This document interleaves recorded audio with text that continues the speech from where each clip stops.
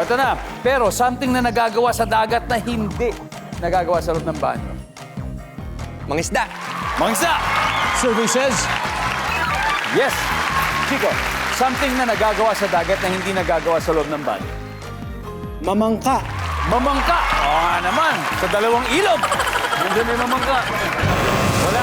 Hazel, nagagawa mo sa dagat pero hindi mo pwedeng gawin sa loob ng banyo. Mag-surf? Mag-surfing. Yep. Survey says, Uy! Kayla, isa na lang. Nagagawa mo sa beach na hindi mo magagawa sa loob ng banyo for the win. Come on. Sunbathing.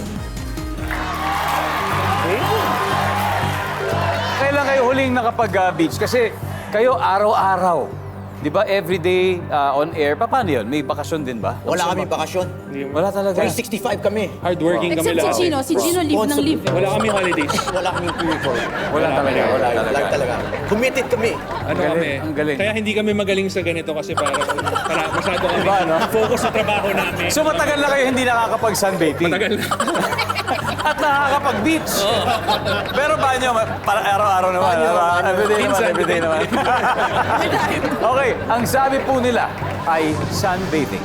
Kung tama sila mula umpisa hanggang dulo. Sweet po ang game. Nandyan ba ang sunbathing?